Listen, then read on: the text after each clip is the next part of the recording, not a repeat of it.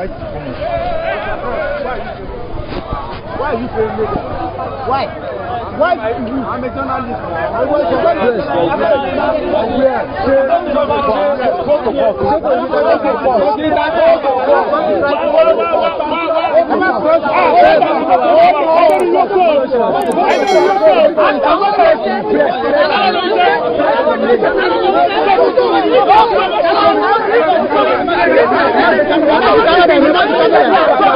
Àná alánà bí tí wọ́n gbé Talọ́lọ́run lọ sí kangaroo court wọn ní Kwara.